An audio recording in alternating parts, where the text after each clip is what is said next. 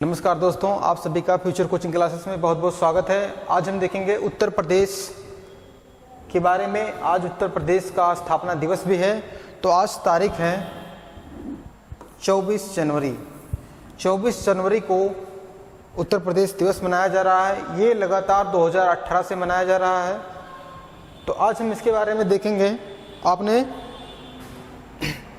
सुना ही होगा कि यूपी नहीं देखा तो इंडिया नहीं देखा।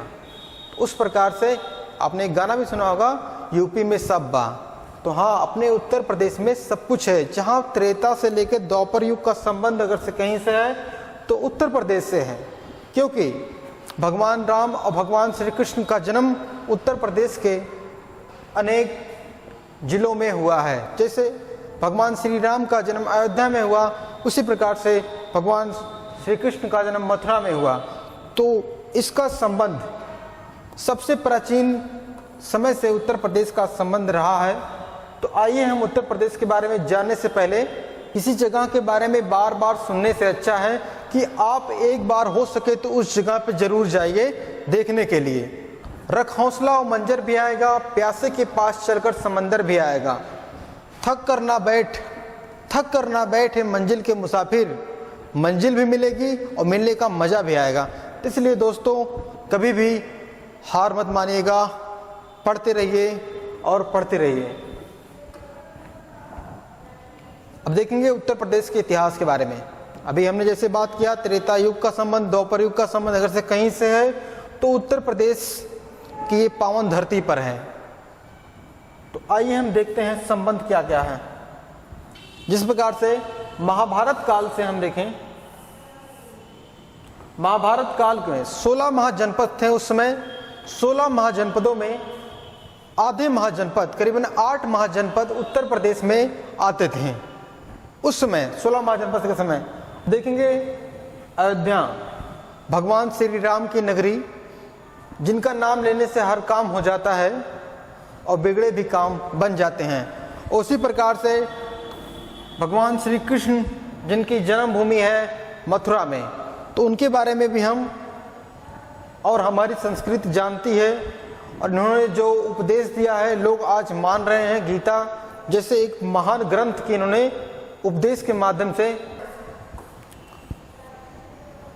वाराणसी के बारे में, काशी, भगवान भोलेनाथ की नगरी जो सबसे प्राचीन नगरी मानी जाती है वाराणसी है, और देवों की नगरी के नाम से जाना जाता है प्रयागराज को। क्लियर है दोस्तों? आइए हम देखते हैं आगे की। अब देखिए महात्मा बुद्ध के बारे में। महात्मा बुद्ध के बारे में अगर से हम कहें तो इनका जन्म तो यूपी में तो नहीं हुआ था। कहाँ हुआ था? नेपाल में हुआ था। नेपाल में हुआ था इनका जन्म। और इन्होंने अपने धर्म के प्रचार प्रसार के लिए यूपी में सबसे पहले अपना उपदेश दिया। कहाँ पे? सारनाथ में। यूपी के सारनाथ, वहाँ एक स्थान है ऋषिपत्तन। वहाँ पे इन्होंने 5 ब्राह्मण शिष्यों को उपदेश दिया। और इनके साथ साथ इनके अनुयायी भी बढ़ते गए और विश्व स्तर पर इस धर्म को मान्यता मिल गई। आज चाइना जैसे, श्रीलंका, जापान, ये सब देश बौद्ध धर्म को मानने वाले देश हैं। तो ये वर्तमान में बहुत बड़ा धर्म माना जाता है बौद्ध धर्म को। और बात आई कि इनको ज्ञान की प्राप्ति कहाँ हुई थी? गया में हुई थी। एक बोधि वृक्ष भी है गया में। जो वह वृक्ष है वो अलेक्जेंडर कनिंघम ने लगवाया है। वो 6वां संस्करण है। कहाँ पे है? गया में बोधि वृक्ष है। इनको महापरिनिर्वाण कहाँ प्राप्ति हुई? कुशीनगर में। कुशीनगर में इनका एक महापरिनिर्वाण मंदिर भी है। और एक जानकारी और, इन्होंने अपनी आखिरी वर्षा कहाँ बिताई थी? वैशाली में। कहाँ पर? वैशाली में।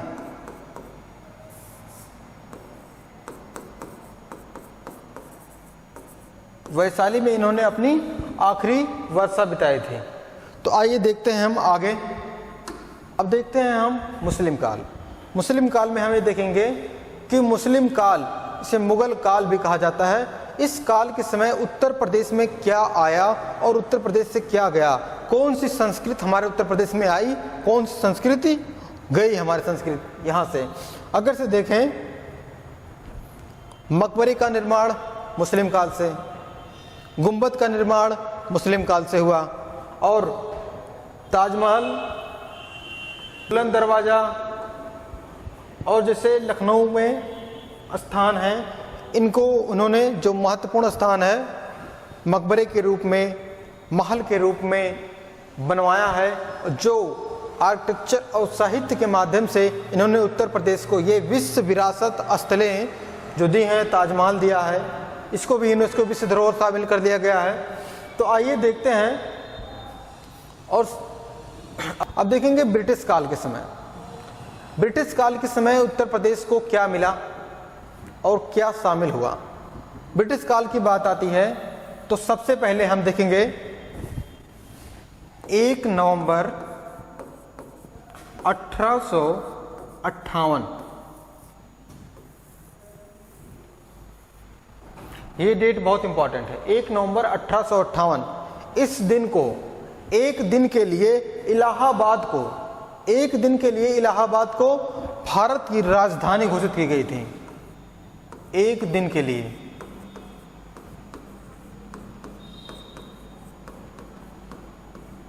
लिए इलाहाबाद को भारत की राजधानी घोषित की गई थी, वर्तमान में जिसे हम प्रयागराज कहते हैं।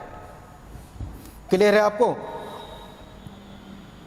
और संयुक्त प्रांत क्या था? संयुक्त प्रांत। अभी हम देखते हैं, देखिए 1902 में उत्तर प्रदेश का नाम संयुक्त प्रांत के रूप में सामने आया। क्लियर है आपको। और 1950 को उत्तर प्रदेश जो है वो सामने आया। संयुक्त प्रांत कब आया? 1902 में। और उत्तर प्रदेश कब आया? 1950 में। तो आइए देखते हैं हम आगे की घटना को। जब भारत आज़ाद हुआ तो उत्तर प्रदेश की संरचना कुछ इस तरह थी, जिसमें उत्तराखंड भी शामिल था। तो उत्तराखंड भारत का एक राज्य कब बना? 9 नवंबर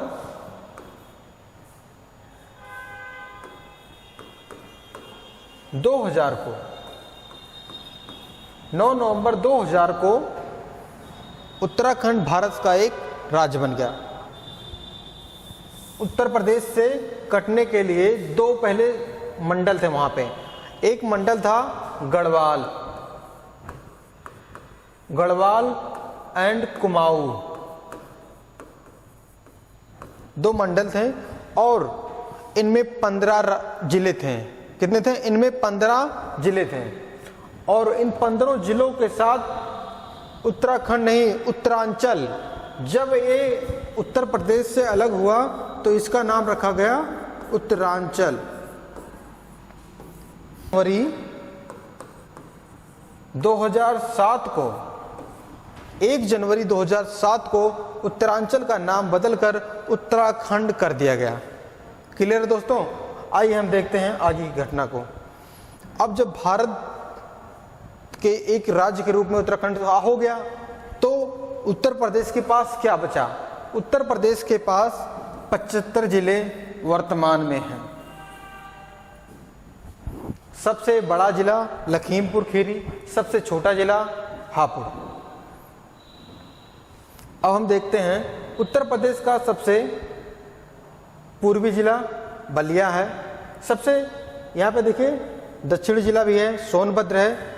सबसे उत्तरी जिला की बात आती है तो सहारनपुर है। और सबसे पश्चिमी जिला की बात आती है तो श्यामले है। अब देखते हैं जो उत्तर प्रदेश आपको दिख रहा है, तो उत्तर प्रदेश भारत का दिल भी माना जाता है, क्योंकि कोई व्यक्ति अगर से प्रधानमंत्री बनना चाहता है तो उत्तर प्रदेश के पास सीटों की संख्या बहुत ज़्यादा है। कितनी है? अब इसी समय हम देखें लोकसभा की सीटें कितनी हैं। लोकसभा की कुल 80 सीटें हैं। 75 जिलों में 80 सीटें हैं। और राज्यसभा की बात आती है तो यूपी में राज्यसभा की 31 सीटें हैं। पर विधान परिषद की बात आती है तो कितनी हैं? 100 सीटें हैं। और विधानमंडल की बात आती है तो 403 सीटें हैं।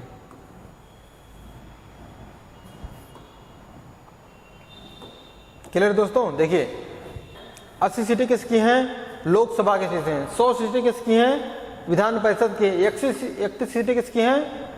राज्यसभा की सीटें हैं। और विधानमंडल की कितनी सीटें हैं? 403 सीटें हैं। तो उत्तर प्रदेश के पास इतने नेताओं का एक संगठन है, या इतने नेता कहाँ पे रहते हैं? उत्तर प्रदेश में रहते हैं। अगर से ऐसे हम कहें नेताओं का प्रदेश, तो कौन सा हो जाएगा? उत्तर प्रदेश।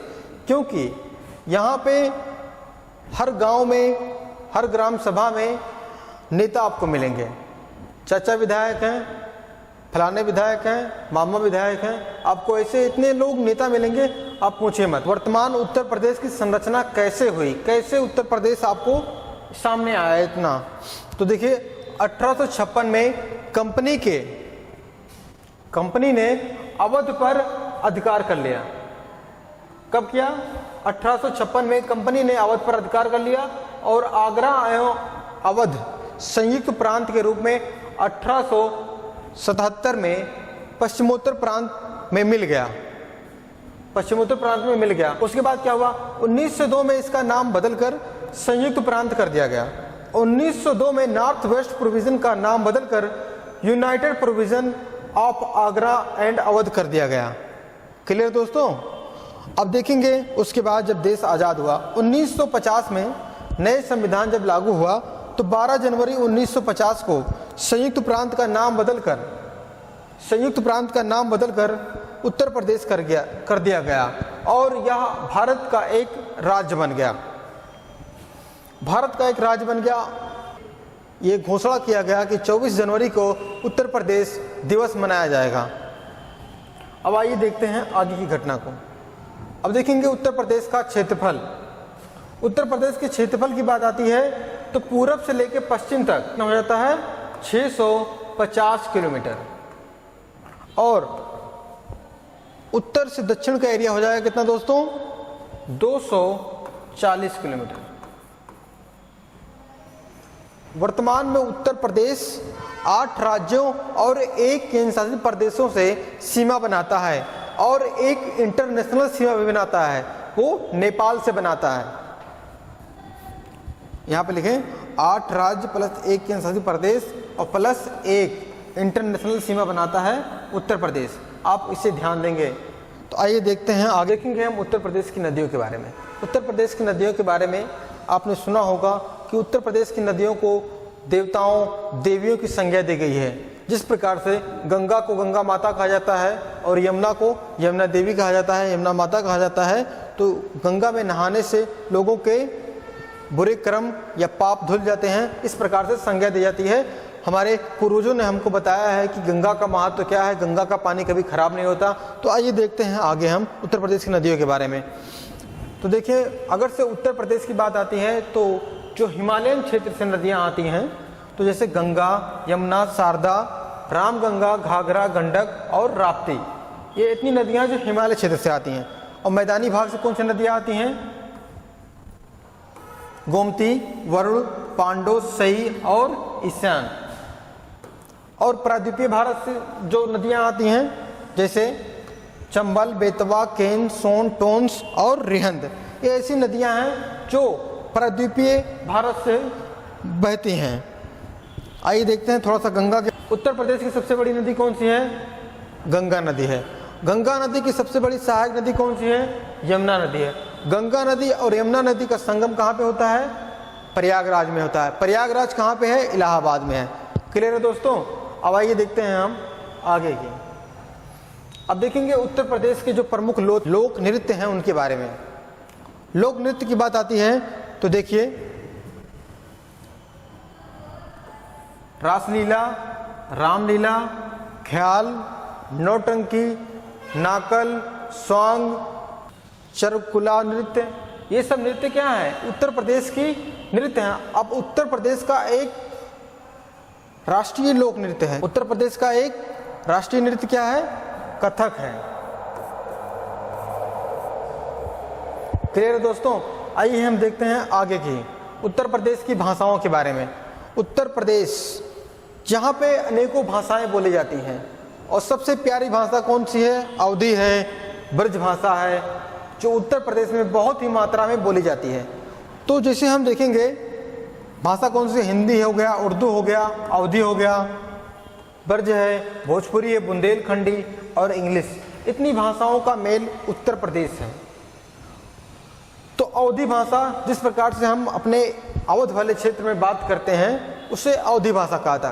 ब्रज भाषा, आप ब्रज वाले मथुरा साइड में जाएंगे तो आप लोग आपसे ब्रज भाषा के रूप में बात करेंगे।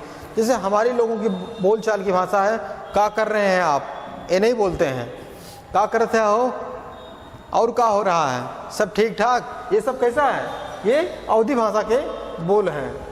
अब देखेंगे उत्तर प्रदेश की जो रामसर साइटें हैं जो परीक्षा में पूछे जाते हैं उसको देखेंगे। टोटल 10 रामसर साइटें हैं उत्तर प्रदेश में और भारत में टोटल 75 रामसर साइटें हैं वर्तमान में। और सबसे अधिक रामसर साइटें कहाँ पे हैं? तमिलनाडु में। तो अगर से पूछे सबसे पहला रामसर स्थल घोषित हुआ ऊपरी रामगंगा जो एरिया है सबसे पहले हुआ और 2022 में बाखरिया वन्यजीव अभ्यारण्य को रामसर साइट में घोषित कर दिया गया, वेटलैंड जिसे हम कहते हैं। और वेटलैंड दिवस मनाते हैं 2 फरवरी को। रामसर कन्वेंशन कहाँ पे हुआ था? ईरान में हुआ था। आइए देखते हैं हम आगे के बारे में। अब देखेंगे उत्तर प्रदेश के त्योहारों के बारे में।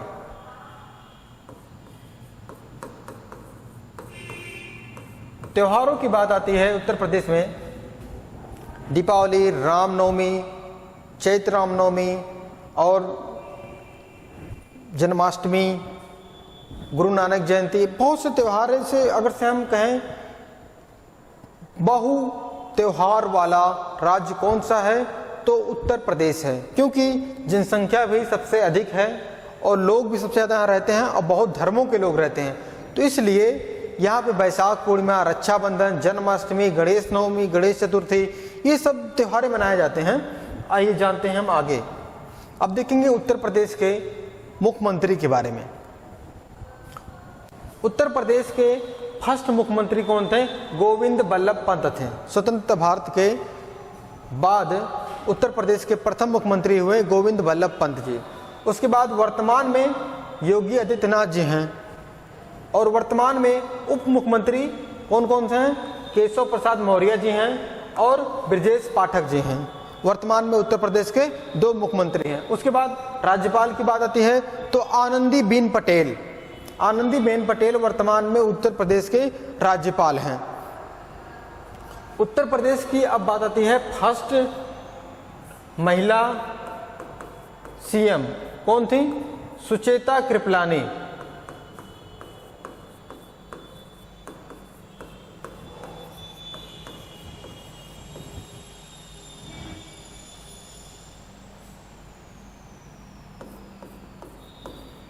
सुचेता कृपलानी भारत की पहली महिला सीएम थी और उत्तर प्रदेश की भी थी, भारत की भी थी और उत्तर प्रदेश की थी।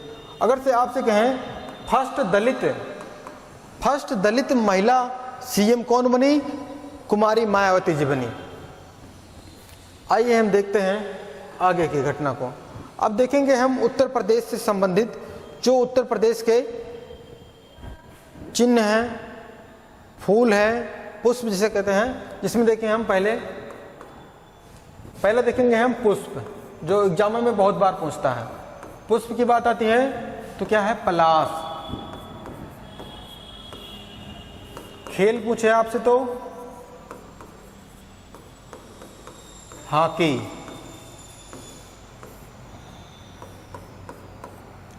वृक्ष पूछे तो क्या हो जाएगा दोस्तों? वृक्ष की बात आती है तो अशोक।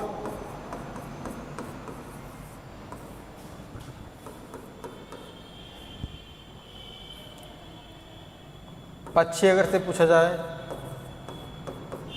सारस या क्रोच जिसे कहते हैं, सारस या क्रोच। चिन्ह क्या होगा दोस्तों? मछली, तीर धनुष।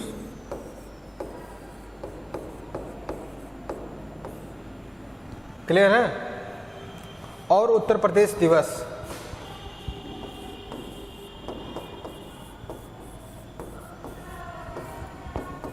24 जनवरी को 24 जनवरी को मनाया जाता है। लेकिन कब से मनाया जा रहा है? 2017 में निर्णय लिया गया था और 2018 से मनाया जा रहा है। योगी सरकार ने कहा कि 2018 से प्रतिवर्ष 24 जनवरी को उत्तर प्रदेश दिवस मनाया जाएगा, इन्होंने कहा था। और 2023 में ये 66वां संस्करण है।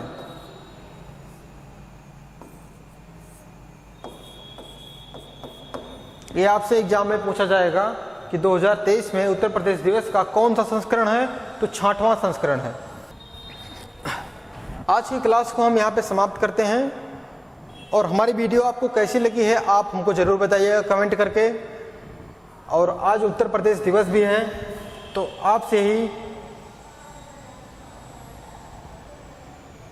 आपसे हम यही गुजारिश करेंगे कि आज उत्तर प्रदेश दिवस है, अपनी भाषा को, अपनी मातृभाषा को कभी ना भूलिए और बड़ों का सम्मान करिए। हमारी जो संस्कृति है उसको कभी ना भूलिए आप। तो आपसे विदा लेते हैं और मिलते हैं आपसे नेक्स्ट वीडियो में। धन्यवाद। जय हिंद।